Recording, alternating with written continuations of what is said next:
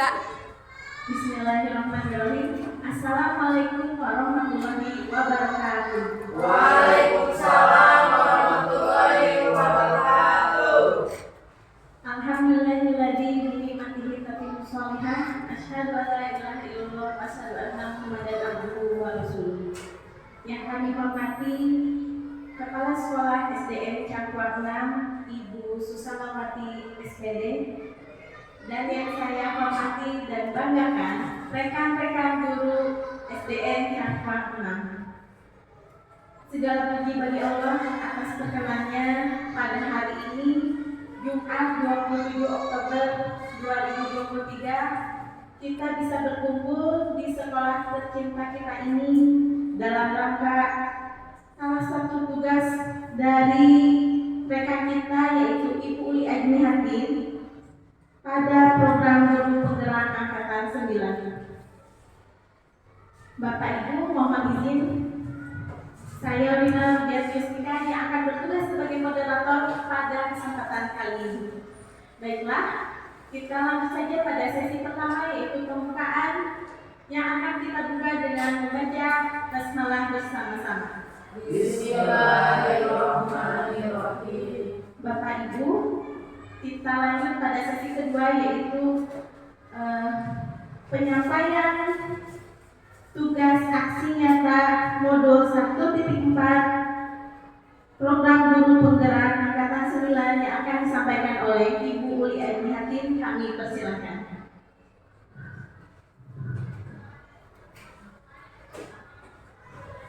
Bismillahirrahmanirrahim. Izin berdiri ya. Alhamdulillahirabbil alamin wa bihi nasta'in wa ala umuri dunya wal din. Wassalatu wassalamu ala asyrofil anbiya'i wal mursalin. Amma ba'du. Yang saya hormati Ibu Kepala Sekolah SDN Cangkuang 6, Ibu Susanawati. Yang saya hormati rekan-rekan guru SDN Cangkuang 6 yang selalu saya banggakan. Alhamdulillah pada hari ini saya akan melaksanakan tugas aksi nyata modul 1.4 yaitu diseminasi budaya positif di sekolah. Saya bertugas untuk menyebarkan pemahaman dan pengalaman saya selama belajar di guru penggerak. Saya berdiri di sini bukan berarti saya menggurui teman-teman semuanya, tapi di sini hanya sekedar sharing dari pengalaman dan pemahaman saya selama mengikuti pendidikan guru penggerak angkatan 9 di Kabupaten Bandung. Apa kabar semuanya hari ini? Alhamdulillah luar biasa. Allahu Akbar. Oke, tetap semangat. Teman-teman adalah guru-guru hebat semuanya. Sebelum mulai, saya akan sedikit biar ada penyegaran ya. Ngantuk nggak Bu? Coba ya. Saya akan tepuk semangat happy. Sebentar.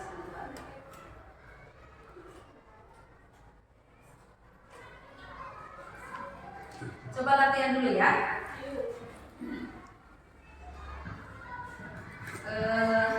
Tepuk semangat happy. Pagi-pagi semangat pagi, harus happy. Unjuk gigi. Sekali lagi, teman-teman boleh berdiri biar tambah semangat. Ya, tepuk semangat happy. Pagi-pagi, semangat pagi, harus happy. Unjuk gigi. Terima kasih teman-teman semuanya. Tepuk tangan buat kalian semuanya.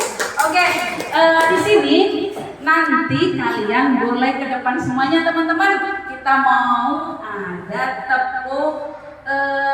Kalau saya bilang tepuk 1, temennya pegang pundak temennya bilang oi. Kalau tepuk 2 asik-asik. Tepuk 3 bilang ya. Gitu boleh teman-teman ke depan semuanya ya biar semangat. Sebelum saya menyampaikan materi Masih gini ya? budaya positif. Ada pesan di sini kan posisi semuanya di depan. Jadi nanti boleh ke arah kanan dulu ya. Saya bilang boleh tangan kiri dulu geser-geser. Oke. Kalau saya bilang latihan dulu ya. Tepuk 1. Mungkin kalau sini dulu ya.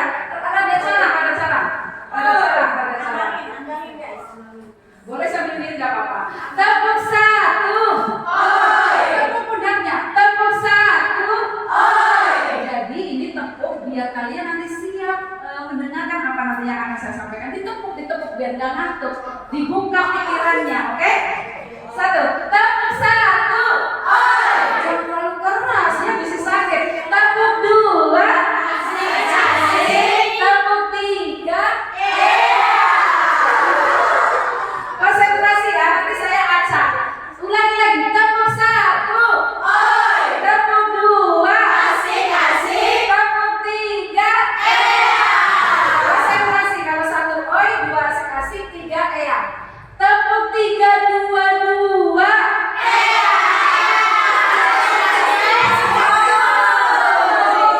Tepuk tiga, dua, satu.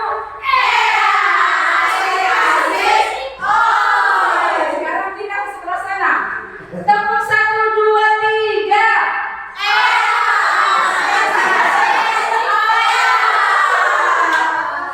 Tepuk tiga, tiga, dua, dua.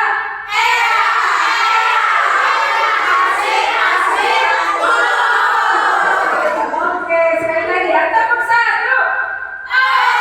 Dua. Tepuk tiga. Tiga. Tiga. Tiga. Terima kasih semuanya.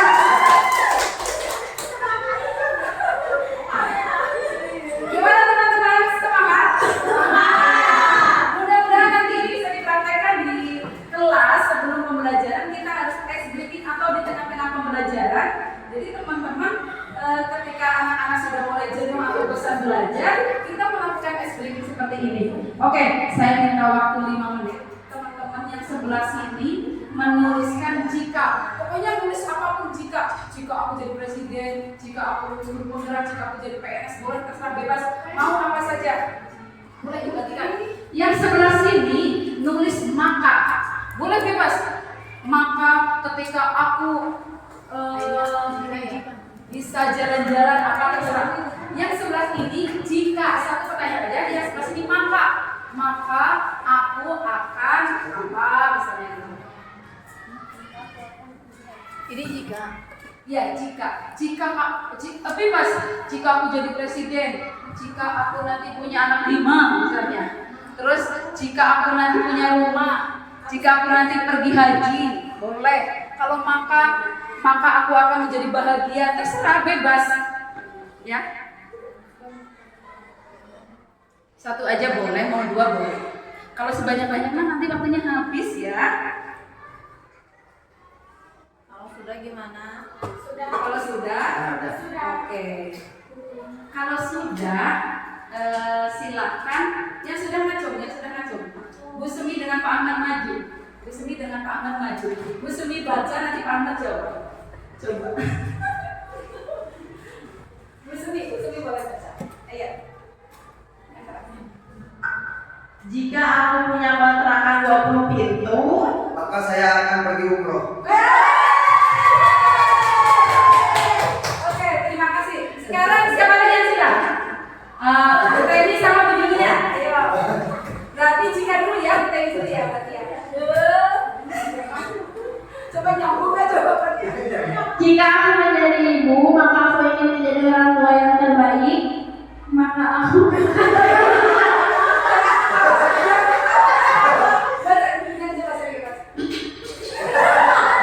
jika aku menjadi ibu, maka aku ingin menjadi orang tua yang terbaik.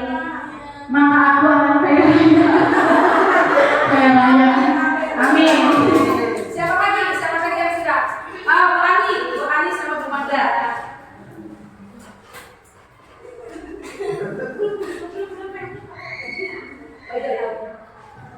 Ya udah, nggak apa-apa nggak jawab. Jika aku keliling dunia dengan guru-guru SD 6, Maka aku akan belajar lebih sabar.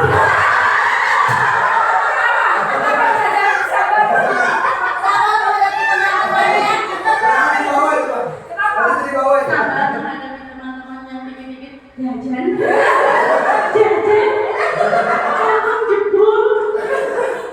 Nyambung ya, nyambung. Ada lagi, siapa lagi?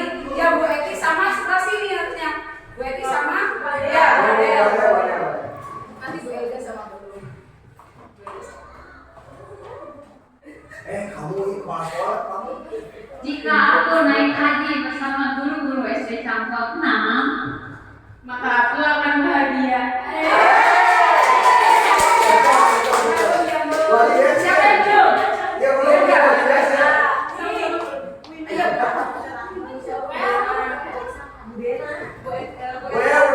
Udah cepet. Temanya presentasi jadi orang kaya. Ya ada yang kira-kira. Jika aku punya rumah segede gedung presiden, Maka aku akan bahagia dan mengajak teman-teman.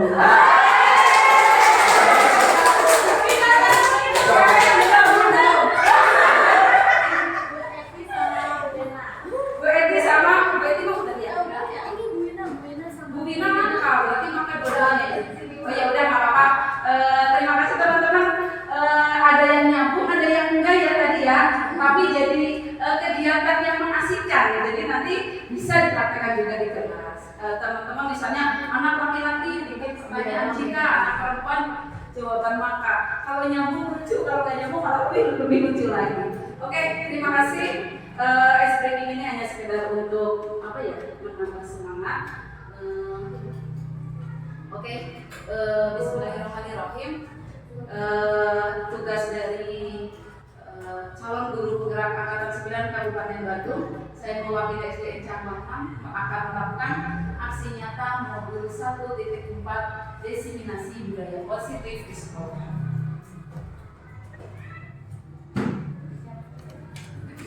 Sebelumnya saya ucapkan selamat datang para guru hebat di SDN Cangkuang 6. Mari belajar bersama, berkolaborasi, saling mendukung demi wujudkan disiplin positif di sekolah kita tercinta SDN Cangkuang 6. Tepuk tangan. Latar belakang dengan adanya budaya positif, saya akan membacakan filosofi dari Ki Hajar Dewantoro yang mengibaratkan peran pendidik seperti seorang petani atau tukang kebun. Anak-anak itu seperti biji tumbuhan yang disemai ditanam oleh petani atau tukang kebun di lahan yang telah disediakan. Anak-anak itu bagaikan bulir-bulir jagung yang ditanam. Bila biji jagung ditempatkan di tanah yang subur dengan mendapatkan sinar matahari dan pengairan tanah baik, maka meskipun biji jagung adalah biji jagung yang kurang baik, kurang berkualitas, dapat tumbuh dengan baik karena perhatian dan perawatan dari petani. Demikian sebaliknya, meskipun biji jagung itu, benih yang kita tanam itu bagus, tapi ketika jagung itu ditanam di tanah yang gersang, terus tidak dirawat, tidak ada pengairan yang cukup, apakah jagungnya akan tumbuh dengan baik? Iya. Jadi Ki Hajar Dewantoro mengibaratkan sekolah adalah ladangnya, terus guru adalah petani atau tukang kebunnya, siswa-siswi adalah muridnya. Maka dari itu kita sebagai pendidik di SDN Cangkuang 6 mudah-mudahan bisa menjadi petani yang bisa merawat, bisa menyirami, bisa memantau, bisa menuntun, biar anak-anak kita tumbuh menjadi anak-anak yang berkarakter, anak-anak yang cerdas, anak-anak yang kreatif, dan anak-anak yang berprestasi. Itulah belakangnya. Oke, di sini saya adalah diseminasi budaya positif. Ada yang tahu apa itu budaya positif? Menurut pemahaman Bapak Ibu semuanya, budaya positif itu apa ya? Boleh? Kebiasaan. Oh, boleh enggak apa? Enggak apa-apa. Kebiasaan. Enggak apa-apa. kebiasaan yang menerapkan hal-hal yang positif. Oh bagus, tepuk tangan buat Bu Hendra. Kebiasaan yang menerapkan kegiatan-kegiatan positif. Terus ada yang lain? Oke, Bu Yunia. Apa itu budaya positif? Lebih ke pembiasaan-pembiasaan hal baik yang diterapkan di sekolah. Iya betul sekali. Luar biasa ya jawaban teman-teman semuanya. Terus yang kedua, apakah sekolah kita sudah tercipta budaya positif selama ini? Gimana Bu Semi? Apakah sudah? Contohnya apa budaya positif yang sudah dilaksanakan di SDN Cangkuang 6? Ya, SDN Cangkuang 6 sudah mengimplementasikan sekolah kita untuk terciptanya budaya positif. Contohnya adalah kalau saya kan 5C. Jadi setiap hari setiap hari selalu sebelum belajar kita mengejar dulu akhirat, yaitu dengan cara membaca surat-surat ataupun ayat Al-Quran minimal 5 ayat. Bagus sekali ya. Jadi budaya positif ada. Boleh berbagi pengalaman budaya positif apa yang sudah dilaksanakan oleh teman-teman semuanya? Yang pertama, melaksanakan tata tertib sekolah.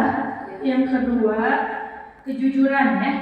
Yang ketiga, cinta kebersihan dan lingkungan. Sebelum masuk itu kan harus ada piket dulu ya, biar di kelasnya itu menjadi nyaman gitu ya.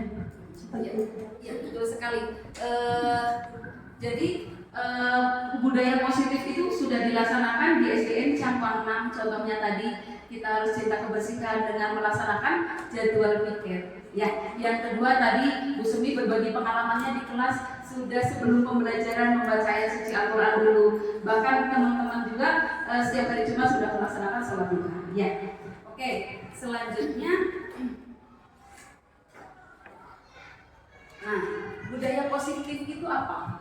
Budaya positif merupakan perwujudan dari nilai-nilai atau keyakinan universal yang diterapkan di sekolah. Budaya positif yang diterapkan di sekolah adalah salah satu perwujudan dari visi guru yang mengandung nilai-nilai kebajikan sesuai dengan tujuan pendidikan nasional yang dijabarkan dalam profil pelajar Pancasila. Apa itu profil pelajar Pancasila? Yang pertama, beriman dan bertakwa kepada Tuhan Yang Maha Esa.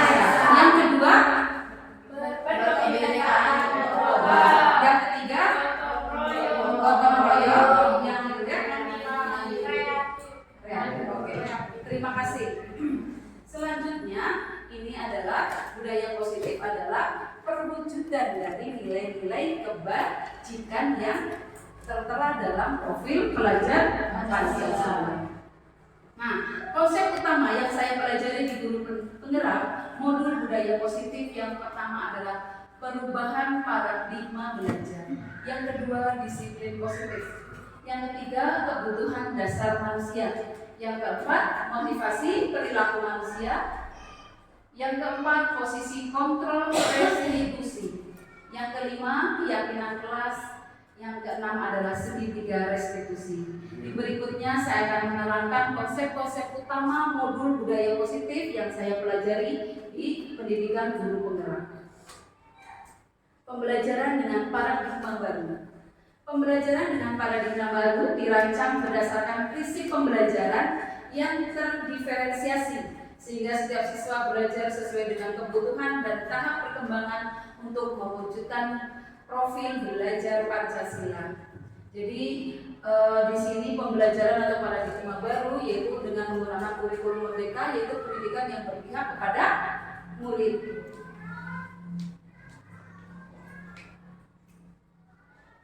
Oke, disiplin positif. Nih, dalam budaya kita, makna kata disiplin dimaknai menjadi sesuatu yang dilakukan seseorang pada orang lain untuk mendapatkan kepatuhan. Kita cenderung menghubungkan kata disiplin adalah dengan ketidaknyamanan.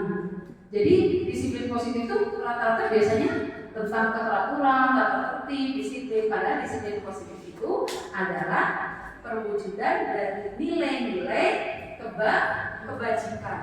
Dalam budaya kita, makna kata disiplin dimaknai ini ya. Disiplin positif merupakan salah satu cara penerapan disiplin yang bertujuan untuk menumbuhkan kesadaran serta memperdayakan anak untuk melakukan sesuatu tanpa sogokan, ancaman maupun hukuman. Selama ini mungkin kita punya pengalaman ya, ketika kita di kelas, baik di kelas, di masyarakat maupun di rumah. Biasanya disiplin positif itu akan kita laksanakan karena apa? Biasanya kita memberi hadiah, ya kan? Kita memberikan ancaman atau memberikan hukuman takut sieun. Jadi saya mau melakukan atau melaksanakan peraturan atau keyakinan kelas nanti yang saya terangkan. Karena ada 3 motivasi itu. Berikutnya, coba saya mau nanya, bila di sekolah kita tidak ada aturan yang memberikan surat teguran dari atasan kepada karyawan yang sering datang terlambat, atau tidak ada atasan yang memberikan Anda penghargaan menjadi guru terbaik. Maafkan kalian, karena sering tepat waktu. Apakah Anda akan tetap datang tepat waktu untuk mengajar murid-murid? Jelaskan menurut pandangan. Jadi ketika di sekolah, apakah teman-teman semuanya akan tetap datang tepat waktu? Ternyata ketika terlambat tidak ada teguran. Ketika datang terlambat tidak dapat penghargaan dari kepala sekolah. Apakah teman-teman semuanya mau tetap datang tepat waktu? Coba. Gimana? Tetap. Tetap datang tepat waktu. Kenapa? Apakah karena takut nanti sama ibu KS dipotong gajinya? Atau apa coba? Mudah-mudahan ditambah sih kalau saya sih lebih ke ketika saya mengajarkan ke anak harus tepat waktu datang ke kelas, itu tuh menjadi cerminan juga untuk saya bahwa saya juga harus melakukan itu sih yang saya terapkan di diri saya sendiri. Makanya insya Allah mudah-mudahan tetap selalu datang tepat waktu. Terima kasih, luar biasa. Ada yang mau kasih pandangan lagi dari teman-teman semuanya?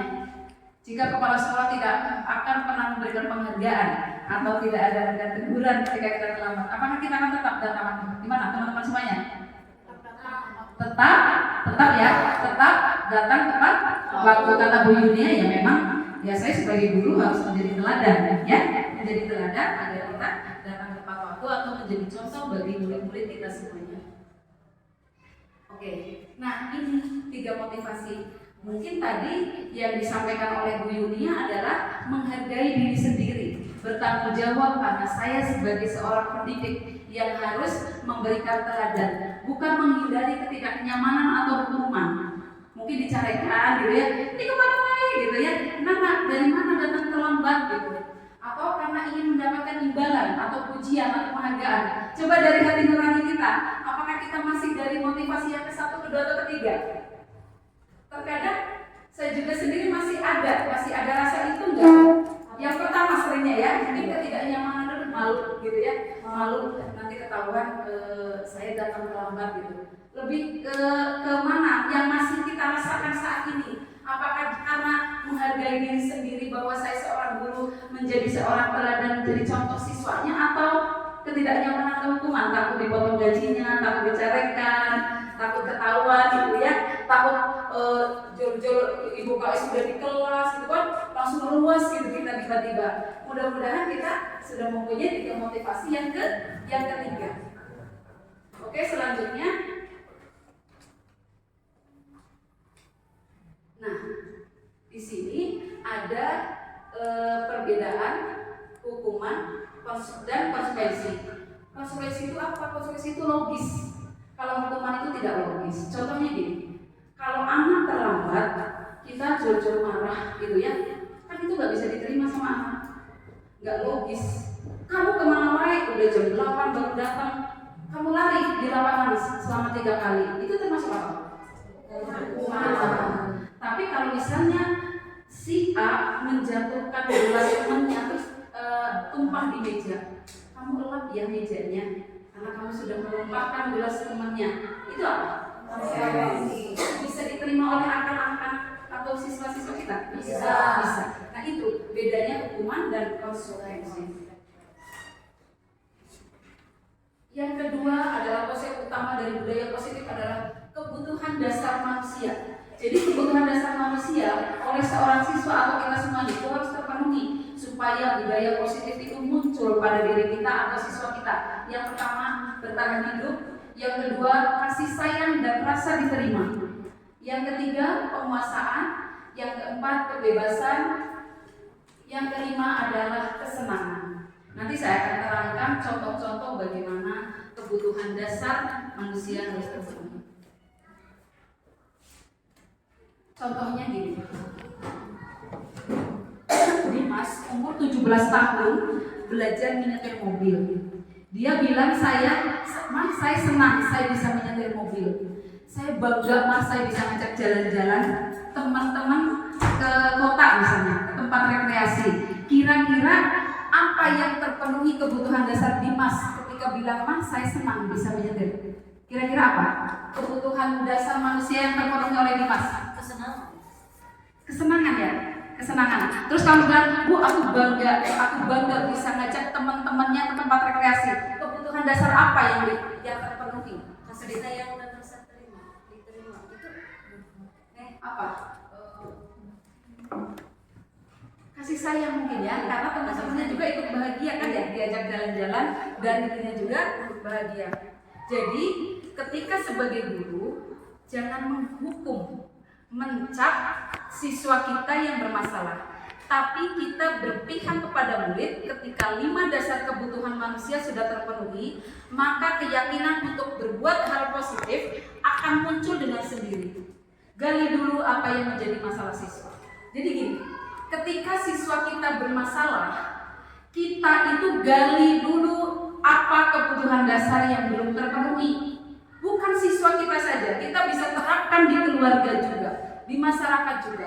Ketika kita langsung marah, kita langsung menghukum, saya yakin 100% anak itu akan mengulang pelanggaran itu lagi. Tidak akan kapoknya. Tapi ketika kita gali dulu, kenapa anak itu, alasan itu anak itu melakukan seperti itu, apa dulu? Mungkin di rumah anak itu ada ya kejadian, pernah cerita dari teman rekan kita, ada yang suka ngambil uang misalnya temannya. Kita nggak perlu memarahin, kita tidak boleh menghukum, kita tidak boleh mencapkan pencuri.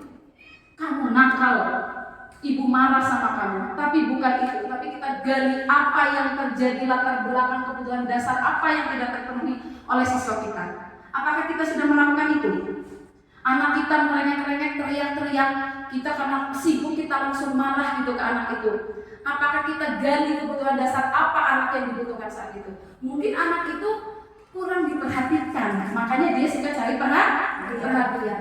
Terus anak itu suka mukul-mukul. Apakah kalian sudah menggali, teman-teman semuanya menggali bahwa di rumahnya dia sering mengalami kekerasan keluarga, sering dibentak-bentak, makanya di rumah, di sekolah, di masyarakat dia cari perhatian, ya enggak?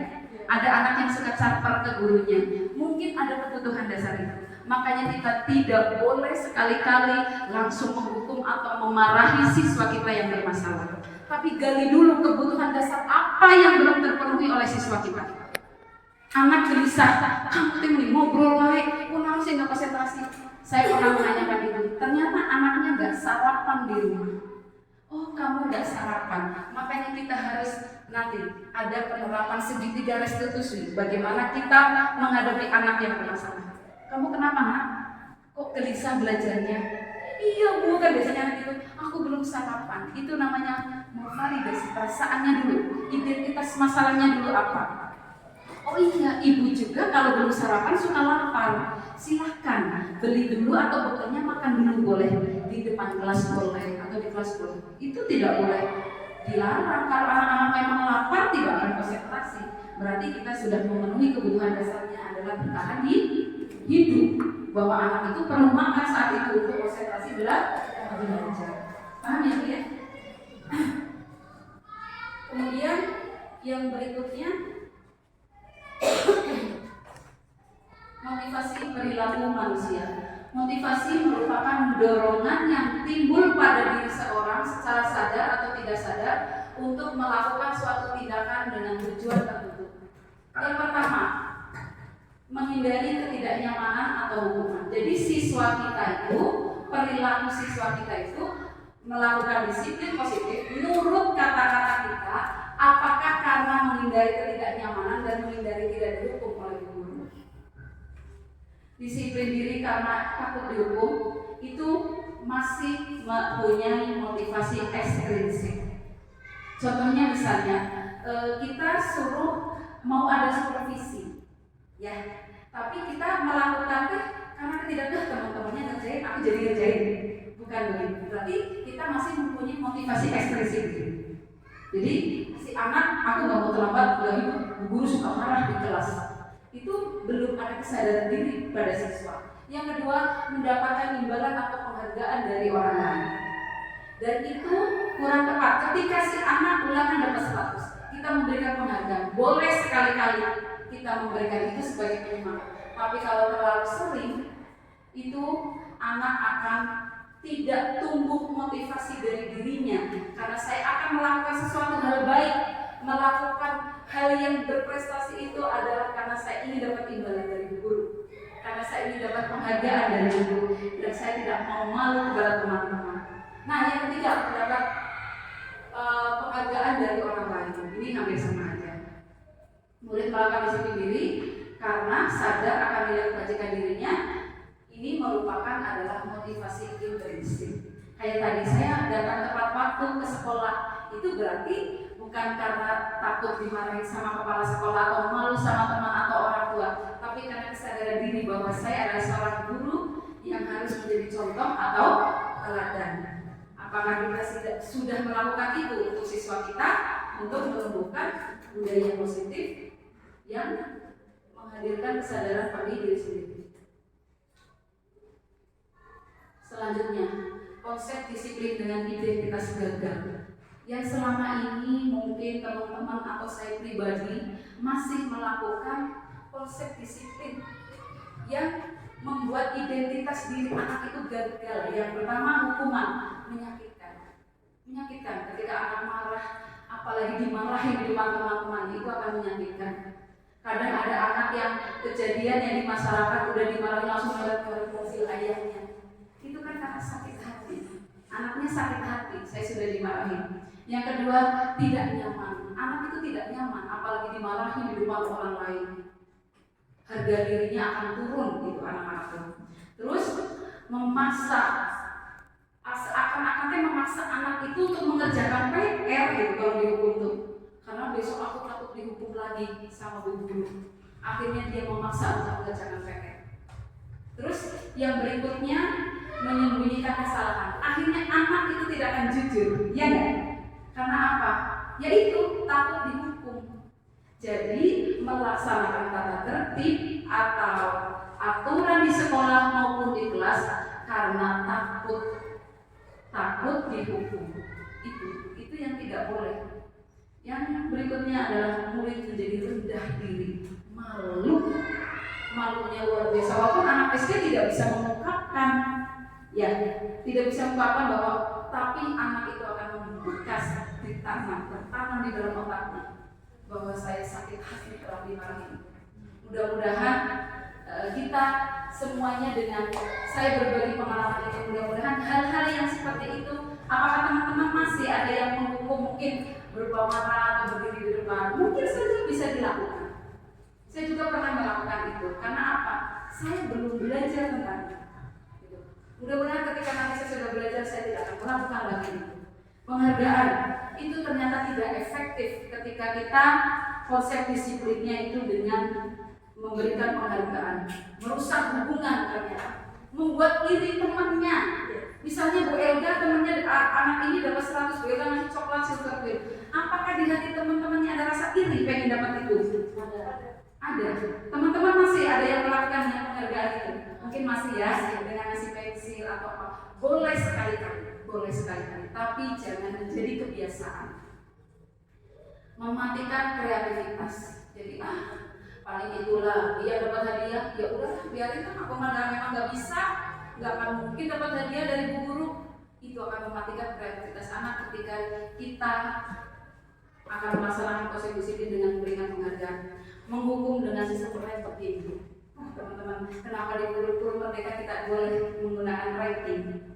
Ya, karena apa? Yaitu akan menimbulkan identitas gagal bagi diri siswa bahwa ya udah, saya mah nggak mungkin akan mencapai menjadi dari satu. Makanya kita tidak boleh. Kalau mau kita menghargai, penghargaan adalah sesuatu yang dimiliki, ciri khas yang dimiliki oleh anak tersebut apa? Misal, si A datang di sana 7 perhatikan teh. Atau sekali-kali dalam satu pekan atau sebulan kamu dapat pensil ya dari ibu karena kamu the best of discipline. Apakah sudah diperhatikan di situ? Kamu adalah the best of apa? Kamu nulisnya rajin, tepat waktu yang mengerjakan. Itu yang perlu dihargai terhadap anak, sehingga anak merasa dihargai. Kebutuhan dasarnya terpenuhi sehingga budaya positifnya akan tumbuh secara intrinsik di dalam diri anak itu sendiri. Jadi yang berikutnya merampas hak menghargai dirinya. Itu kenapa kita harus menghilangkan atau mengurangi dengan memberikan penghargaan. Luar biasa ilmunya yang saya dapatkan. Oh ternyata saya masih di kelas ada papan bintang. Anak yang dapat 100 nempel bintang semangatnya luar biasa. Saya bintangnya udah terbanyak, saya ini. Gitu. Ternyata menimbulkan identitas gagal dari siswa. Nah, kalau yang sukses adalah dengan konsekuensi dan segitiga restitusi yang harus kita lakukan. Konsekuensi misalnya adalah dengan manfaatnya penguatan jangka pendek. Konsekuensi itu cuma penguatan jangka pendek. Yang kedua, perlu dimonitoring berkelanjutan, stimulus respon, murid menghargai peraturan, kehilangan waktu untuk merenungi kesalahan. Jadi dengan konsekuensi itu cuma jangka pendek untuk menumbuhkan konsep disiplin dengan identitas sukses. Nah, yang saya pelajari dengan menyelesaikan masalah ketika siswa bermasalah adalah dengan segitiga restitusi. Mengapa kita menggunakan segitiga restitusi? Yaitu murid bertanggung jawab untuk perilakunya, fokus pada pemecahan masalah jangka panjang. Murid menghormati dirinya dan orang lain. Teori kontrol dirinya memegang kontrol.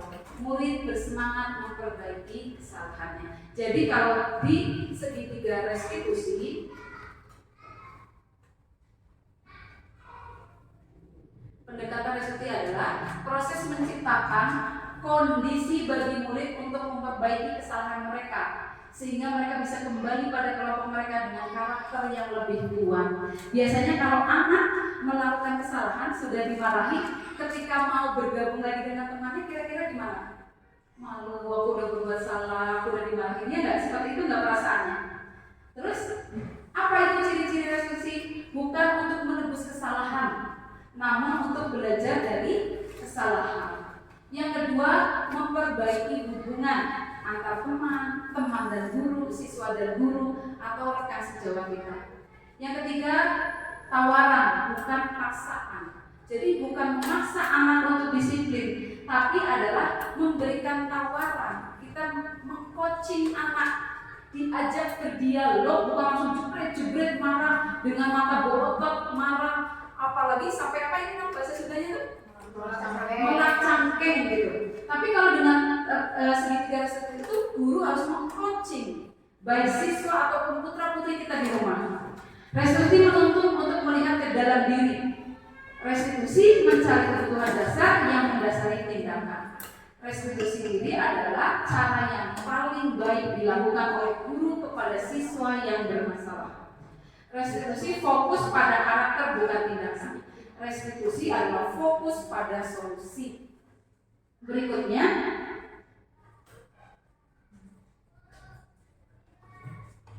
contohnya hukuman.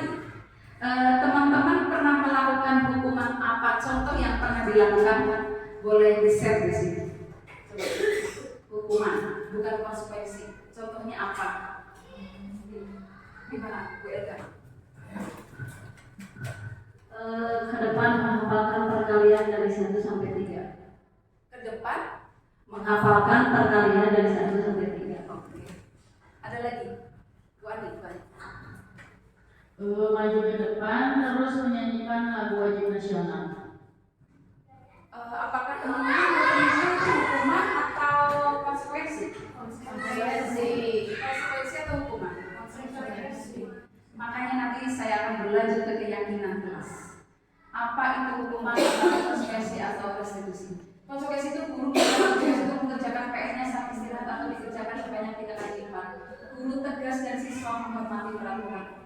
Nah, contohnya yang hukuman tuh gak logis gitu. Anak nggak ngerjain PR lari-lari di lapangan. Tapi kalau itu tadi usul menghafal perkalian, mungkin itu lebih ke konsekuensi ya. Konsekuensi. Kalau saya kayak ini di kamar mandi gitu. Iya, mungkin itu bisa. Kalau saya lupa itu apa? Murid berbicara kasar, terus dihukumnya push up. Nah, itu contoh hukuman gitu. Abi mah di istilah kasar suruh istighfar 3 kali. Nah, itu konsekuensi ya. Karena itu bisa diterima dengan logis kan kalau beristighfar 3 kali itu. Kalau restitusi itu guru menanyakan keyakinan kelas atau dirinya dan membantu siswa menyelesaikan masalahnya. Guru terbuka dan siswa menghormati dirinya dan orang lain. Yang berikutnya adalah konsep budaya positif, yaitu 5 posisi kontrol restitusi. Yaitu apakah kita coba posisi mana? Kita apakah penghukum? Apakah kita pembuat rasa bersalah? Atau kita posisi teman? Atau manajer? Atau pemantau? Coba teman-teman selama ini sudah ada di posisi mana? Teman. Udah di teman. Kalau yang lain? Aku mah teman penghukum juga. Teman, penghukum. Bu Teddy dalam posisi apa yang sudah dilakukan selama ini? Kontrol restitusi yang sudah dilakukan sebagai penghukum, pembuat rasa bersalah, teman, manajer, teman, kebanyakan temannya. Ya. Yang lain? Yang lain? Teman sama Banyaknya teman ya, Ya. teman ya, karena kita anak SD lebih akrab gitu ya, biar anak-anak merasa nyaman. Ternyata begini teman-teman, contoh penerapan 5 posisi kontrol. Yang pertama, penghukum. Patuhi aturan sekolah, lalu berdiri di depan barisan. Sifatnya mendadak tiba-tiba dihukum, ekspresi samar, itu penghukum. Pernah melakukan itu ya? Nah, Duduk kamu, push up kamu, diam kamu, makan wae di kelas, keluar. Pernah seperti itu? Sering kita lakukan. Sering. Berarti teman-teman tadi nggak ada yang mengaku ya? Padahal sering dan hampir tiap hari kita lakukan, betul nggak? Iya. Betul nggak? betul. Oke, yang kedua, pembuat rasa bersalah. Berapa kali sih Bu Guru bilang harus memberitahu kamu, Bu Guru kecewa sama kamu, PR tadi kerjakan wae. Itu adalah membuat rasa bersalah. Di posisi ini adalah yang paling menghancurkan peserta didik yang tidak kita sadari. Kamu teh nggak kasihan ibu, kita tadi secara rekam, jujurkan, tadi dengerin, ya nggak? Itu kan membuat rasa bersalah. Ini adalah teman-teman bahasanya sopan, bahasanya lembut, tapi paling menggigit bagi karakter anak. Ternyata itu. Jadi yang paling menghancurkan peserta didik adalah membuat rasa bersalah.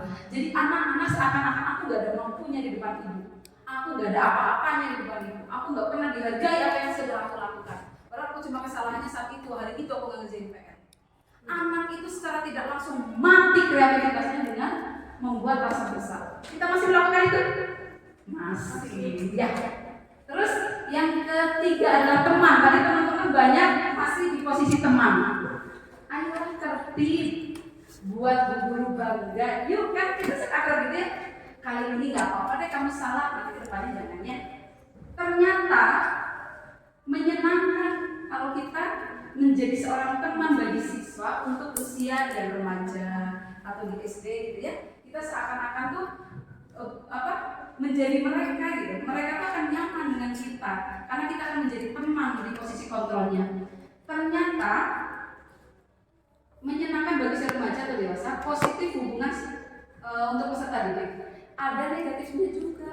Negatifnya siswa ketergantungan kepada guru yang dianggap teman.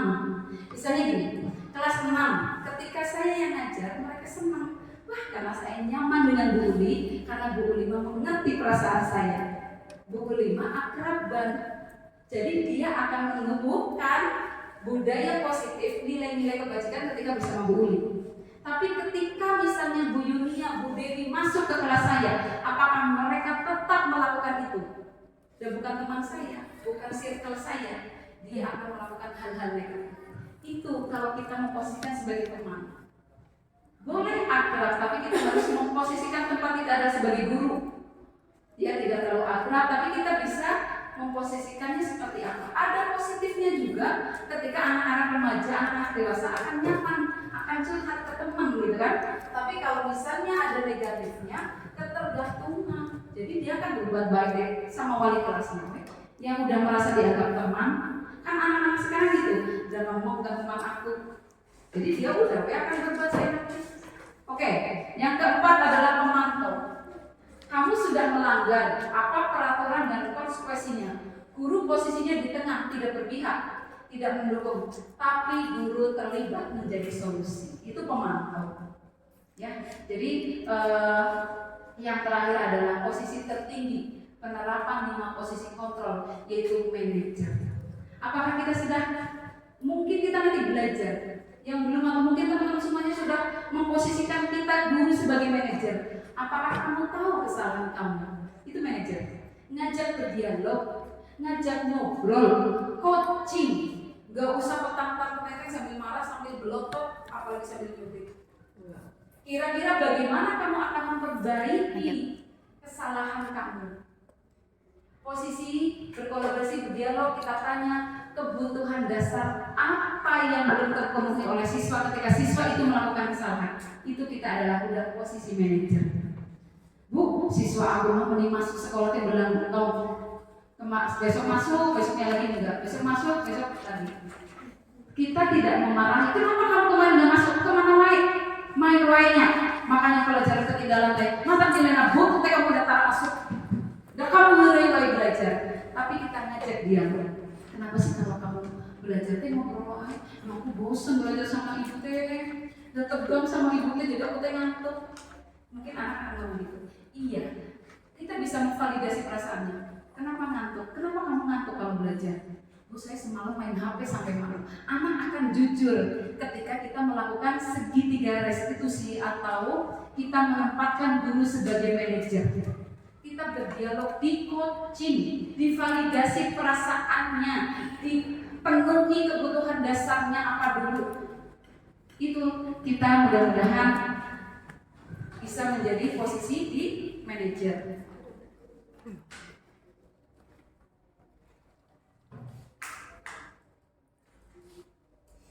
Nah, keyakinan kelas, konsep budaya positif. Teman-teman semuanya di kelas sudah membuat peraturan kelas, apa keyakinan kelas? Peraturan. Bu Dewi, apa yang sudah dibuat oleh Bu Dewi? Yang pertama ketika belajar kan ada Enggak keyakinan kelas atau peraturan kelas yang dibuat? Peraturan kelas. Teman-teman semuanya ada yang sudah buat peraturan kelas? Kesepakatan kelas. Oke, mengapa keyakinan kelas? Mengapa tidak peraturan kelas saja? Kenapa? Mengapa kita memiliki peraturan tentang penggunaan helm pada saat mengendarai kendaraan roda 2? Mengapa kita memiliki peraturan tentang penggunaan masker dan mencuci tangan setiap saat? Kalau peraturan di slide berikutnya, mengapa keyakinan kelas? Bukan peraturan saja. Pertanyaan berikut adalah mengapa kita memiliki peraturan tentang protokol kesehatan, yaitu penggunaan masker dan mencuci tangan setiap saat. Mungkin jawabannya adalah untuk menjaga kesehatan atau keselamatan. Nilai-nilai keselamatan atau kesehatan inilah yang kita sebut sebagai suatu keyakinan. Jadi bukan peraturan. Kalau peraturan kan kita harus memakai helm di jalan. Tapi keyakinan dengan kita menggunakan helm itu apa? Selamat. Terus peraturan jangan membuang sampah sembarangan. Kira-kira keyakinan atau nilai-nilai kebajikan yang siswa kita harus laksanakan apa sih? Dengan membuang sampah ke tempatnya? Kelas jadi nyaman. Kelas nyaman, Bersih. kelasnya bersih. Itu maksudnya. Jadi kalau keyakinan kelas itu lebih ke nilai-nilai kebajikan kita yang akan dilakukan oleh siswa. Gitu. Menurut Gosen, suatu keyakinan akan lebih memotivasi seseorang dari dalam atau memotivasi secara intrinsik. Seseorang akan lebih tergerak dan bersemangat untuk menjalankan keyakinannya daripada hanya sekedar mengikuti serangkaian peraturan. Murid-murid pun demikian, mereka perlu mendengarkan dan mendalami tentang suatu keyakinan daripada hanya mendengarkan peraturan-peraturan yang mengatur mereka harus berlaku begini dan begitu. Kayak contohnya gini, ketika kemarin sedang COVID ya, kita wajib menggunakan masker, itu peraturan atau keyakinan? Peraturan ya. Tapi kira-kira keyakinan nilai-nilai kebajikan kita disuruh menggunakan masker teh apa teh? Supaya kita apa? Menjauhi dari COVID tertularnya. Supaya kita Sehat. Terus anak-anak tidak tidak boleh berantem. Itu lebih ke apa? Ke peraturan atau keyakinan? Peraturan. Keyakinannya kira-kira apa? Tidak boleh berantem. Nanti kata-kata yang nanti kita buat di peraturan kelas, kita rubah keyakinan. Jadi lebih ke nilai-nilai yang akan dilaksanakan, budaya positif apa yang akan kita ambil nilainya dari itu. Tidak boleh berantem. Tidak menyakiti. Apa nilai-nilai bacaannya? Untuk Saling menyayangi. Jadi kata-katanya nanti boleh dirubah. Saling menyayangi sesama Teman. manusia. Saling menghormati sama guru. Kan biasanya kalau anak-anak selama ini mungkin teman-teman tidak boleh bertengkar, tidak boleh berantem. Tapi nilai-nilai keyakinannya adalah supaya kita saling menyayangi sesama teman. Iya.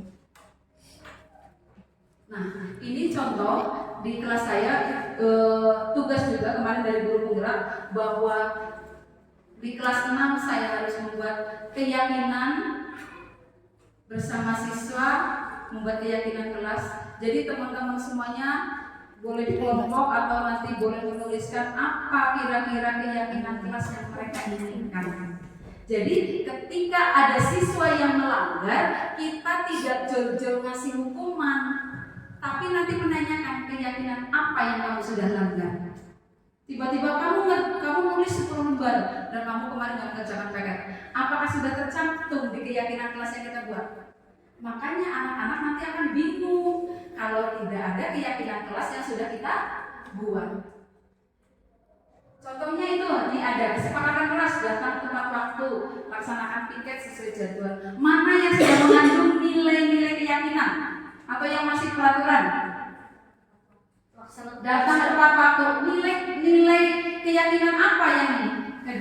Kedisiplinan yang akan anak harus jalankan. Kemarin saya sudah membuat kerja kelompok berdiskusi tentang peraturan. Kemudian dari anak-anak peraturan yang mereka usulkan pun tidak boleh bawa HP, tidak boleh bertengkar, tidak boleh membuang sampah sembarangan. Saya rubah dari peraturan itu dirumuskan menjadi keyakinan. Nilai-nilai apa yang kamu nanti akan ambil. Jadi ketika kamu melanggar sudah tahu konsekuensinya. Itu di situ dan datang tepat waktu. Berarti nilai kedisiplinan. Ketika anak terlambat, kan kemarin kita sudah buat. Ketika ada anak salah, sebutkan keyakinan kelas apa yang sudah dilanggar. Jangan tiba-tiba kita langsung menyalahkan anak ketika melakukan kesalahan. Tapi keyakinan kelas yang kita pampang di kelas, beritahu kepada anak-anak. Ketika kamu melanggar, kenapa Bu? Aku tadi nanya nggak dijawab. Apa keyakinan kelas yang kamu sudah langgar? Oh, harus mengacungkan tangan ketika mau berbicara. Nah, kan itu keyakinan kelas, nilai-nilai sopan Santun. yang ada di profil Pancasila itu nyambung semuanya sebenarnya kalau kita mengerti itu. Kita harus menjaga kebersihan. Berarti tidak boleh membuang sampah sembarangan. Anak-anak terus itu semuanya. Ternyata nilai keyakinannya apa? Menjaga kebersihan. Anak membuang sampah, silahkan. Beri konsekuensinya apa? Jangan jor-jor memberikan konsekuensi atau memberikan arahan, tapi anak-anak tidak tahu keyakinan kelas apa yang sudah kita buat di kelas, gitu. Pernah melaksanakan itu? Ketika anak-anak melanggar, mudah-mudahan kita bisa mempraktekkan segitiga restitusi ketika anak melakukan kesalahan.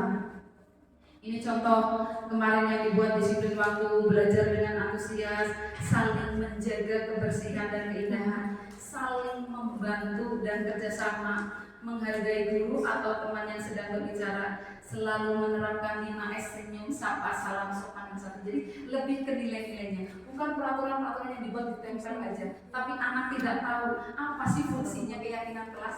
Itu adalah ketika ada siswa yang melanggar, kita kembalikan ke anak keyakinan apa yang sudah dilanggar oleh anak atau oleh siswa kita. Kenapa keyakinan kelas lebih abstrak dan berupa pernyataan universal? Sedikit saja yang mudah diingat, sedikit aja, bisa banyak-banyak. Keyakinan kelas, apalagi kelas kecil, gak usah banyak-banyak. Kira-kira tolak ukur apa dari keyakinan kelas itu supaya kelas itu tuh kita mempunyai budaya positif. Dari kelas 1 sampai kelas 6 melakukan budaya positif, maka akan tercipta budaya positif di sekolah. Jangan sampai begini, di kelas itu seperti ini, di kelas ini seperti ini. Apakah budaya positif di sekolah akan terwujud? Tidak. Makanya teman-teman, mudah-mudahan kita bisa berkolaborasi, saling sharing ilmu. Untuk apa? Bahwa keyakinan kelas itu manfaatnya adalah untuk itu, biar kita mudah untuk memberikan konsekuensi terhadap anak. Dan anak harus tahu itu. Boleh diganti Bu setiap bulan, boleh itu deh. Keyakinan diganti lagi, ditambahin lagi, dikurangi boleh. Nah, seperti ini segitiga sedikit. Yang pertama adalah menstabilkan identitas. Kita semua akan melakukan hal terbaik yang bisa kita lakukan. Setelah menstabilkan identitas, kita adalah melakukan validasi tindakan yang salah. Yang kedua adalah menanyakan keyakinan. Menstabilkan identitas itu, kenapa kamu tadi nangis? Bu, cepuk saya dihancurin sama teman. Oh, kamu sedih? Iya, cepuk saya dirusak sama teman kamu. Terus gimana? Aku tadi marah-marah Bu sama dia dan dia hancurin. Apakah yang kita lakukan? Kamu minta maaf, gitu kan langsung begitu biasanya. Kamu minta maaf sudah merusakin cepuknya si A. Tapi kita validasi dulu perasaannya. Ibu juga kan sedih kok kalau ada teman kita yang merusak barang kita. Jadi anak tuh merasa, oh iya ya, ternyata ibu juga sedih. Aku juga sedih, kan benar ya Bu, aku sedih. Jadi jangan disalahin ketika anak sedih, karena kita perlu memvalidasi tindakan. Yang ketiga, tanyakan, betul nggak apa yang kamu lakukan? Keyakinan kelas apa yang sudah kamu langgar? Iya Bu, saya salah. Saya sudah tidak sengaja. Terus apa yang kamu lakukan? Jangan langsung minta maaf ke dia. Sok cepetan, salaman, pelukan, gitu kan biasanya. Tapi kita adalah menanyakan keyakinan kelas apa yang dilanggar oleh siswa kita. Itu proses segitiga restitusi. Ini kemarin saya mempraktekkan contoh penerapan segitiga restitusi siswa kelas 6A. Nanti saya ini.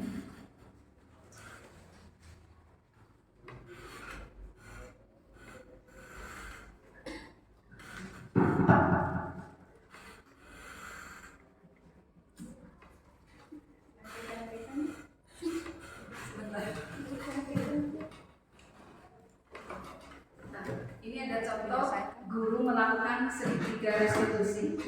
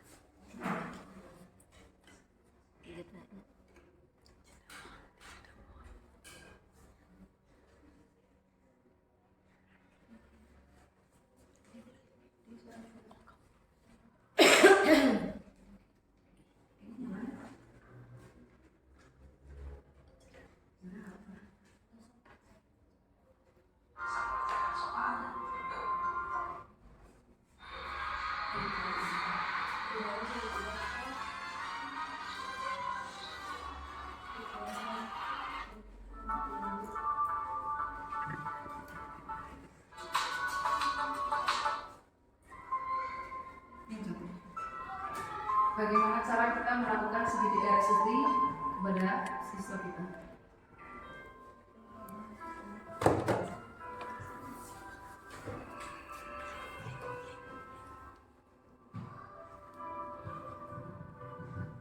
Selamat siang, Luna.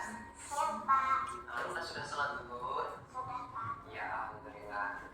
Luna, tahu tidak kenapa Pak Hendra panggil ke sini? Enggak tahu. Enggak tahu. Ya. Luna tadi saat pulangan waktu di kelas, Pak Hendra melihat Luna melihat jawaban temannya. Tadi teman sebelahnya Azumi. Jadi tidak langsung marah ya gurunya ya. Tidak membuat trauma kepada siswanya. Betul. Ya, mencontek itu perbuatan yang baik atau tidak baik? Perbuatan tidak baik. Ya, baik. Setiap manusia pasti pernah berbuat salah. Termasuk Pak Indra juga pernah berbuat salah. Luna pun juga pernah dengan mencontek tadi. Ini sedang proses menstabilkan identitas kepada siswa kita. Tapi Pak Indra di sini bukan mau mencari siapa yang salah, tapi Pak Indra mau membantu untuk mencari solusi supaya Luna tidak mencontek lagi. Nah, Luna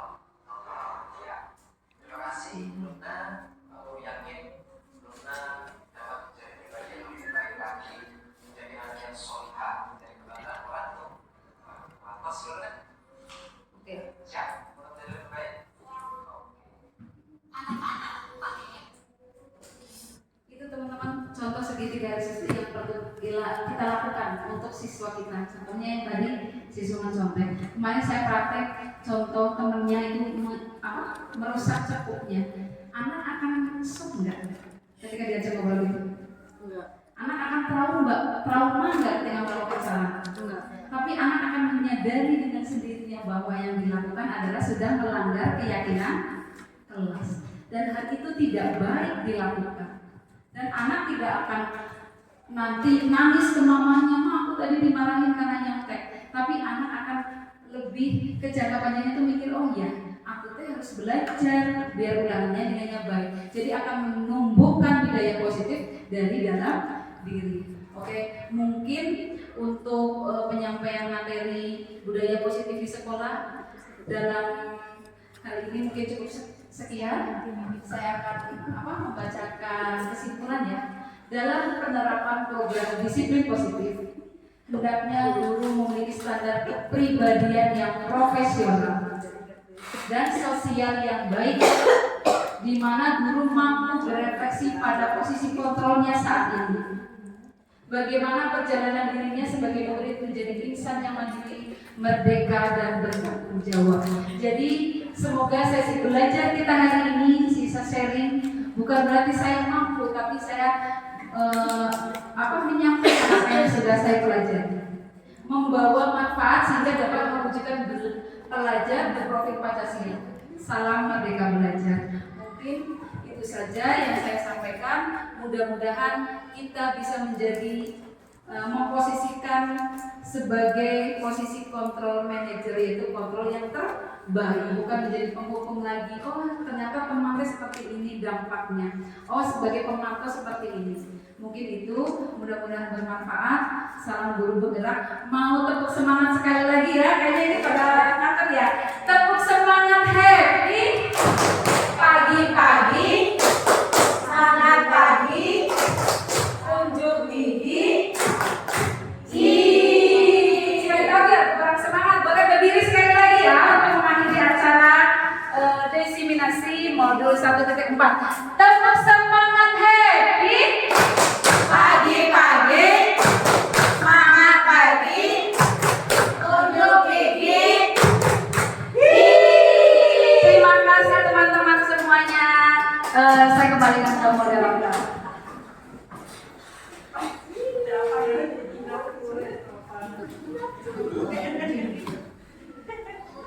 Baiklah Bapak Ibu semuanya, demikian tadi tugas aksi nyata modul 1.4 penyebaran pemahaman budaya positif dari Ibu Uli Ainihak. Sesi selanjutnya adalah memasuki sesi tanya jawab. Untuk itu kami persilahkan pada Bapak Ibu yang akan bertanya. Ada yang mau nanya? Saya mau Maka silakan.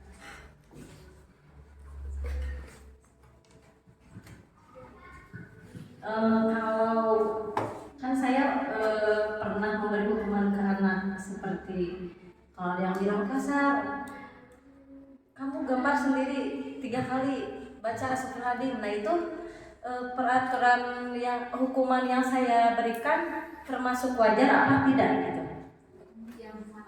Yang memberikan hukuman kalau misalnya si anak bilang kasar, terus saya kasih hukuman seperti tadi, kamu gambar sama sendiri 3 kali sambil baca istighfar gitu. Nah itu termasuk hal yang wajar apa tidak gitu? Terima kasih. Mau langsung dijawab atau ditampung dulu pertanyaannya? Satu lagi mungkin ya, satu lagi. Boleh, satu lagi. Silakan. Atau langsung dijawab dulu ya sebelumnya ya, karena waktu sudah habis. Terima kasih ya Bu Elga, mungkin di kelas pernah sepertinya itu bukan hukuman ya, tapi konsekuensi. Karena ketika melakukan kesalahan berucap kasar kan memang kita harus beristighfar ya, kita minta ampun ke Allah. Itu boleh bagus, karena apa? Itu bisa diterima logis sama anak. Terus itu untuk apa? Untuk bahwa dia sudah melakukan kesalahan. Dia adalah minta ampun ke siapa? Minta ampun ke Allah. Atau mungkin dia berkata kasar ke temannya, mungkin dia suruh minta maaf dulu kan? Kita melakukan segitiga restitusi dulu tadi, dan kita suruh beristighfar kepada Allah, itu udah betul, udah tepat sekali. Kecuali kalau misalnya berbicara kasar, bersihin WC, lari di lapangan 5 kali itu sebuah hukuman. Tapi itu disuruh gambar sendiri. Gimana? Disuruh gambar sendiri kan? Oh iya itu karena udah terlanjur dilakukan gimana gitu ya. Ya mungkin kita temui anaknya, kita minta maaf, tidak menurunkan harga diri sebagai seorang guru kok kita minta maaf. Kemarin ibu udah belajar, udah baca, udah sharing sama teman-teman rekan-rekan semuanya. Oh bahwa kemarin ibu itu salah ya, sudah kamu suruh gambar sendiri. Walaupun sendiri kan itu hukuman itu yang akan menyakiti hati dia. Boleh kok dipanggil ke kantor, ibu minta maaf ya. Untuk apa? Mengembalikan sakit hatinya dia. Bukan menjadi harga diri kita turun. Kalau kita maaf ke anak, minta maaf ke siswa kita, ke teman kita, tidak akan pernah menurunkan harga diri kita, tapi akan menaikkan harga diri kita. Bahwa kita adalah manusia-manusia pembelajar yang terbuka akan kekurangan kita, terbuka akan ketidaktahuan kita. Tapi ketika kita sudah tahu kan kita berusaha memperbaiki. Itu sudah tepat sekali. Ada yang mau bertanya? Kalau tidak ada, Masih ada yang bertanya lagi? Masih ada waktu? Karena waktunya sudah selesai, maka kita tutup saja acara kali ini dengan membaca hamdalah bersama-sama. Alhamdulillahirabbil alamin. Saya sebagai moderator pamit undur diri. Terima kasih atas perhatiannya dan mohon maaf atas segala kekurangan. Assalamualaikum warahmatullahi wabarakatuh. Waalaikumsalam warahmatullahi wabarakatuh. Sampai jumpa pada aksi nyata selanjutnya. Jangan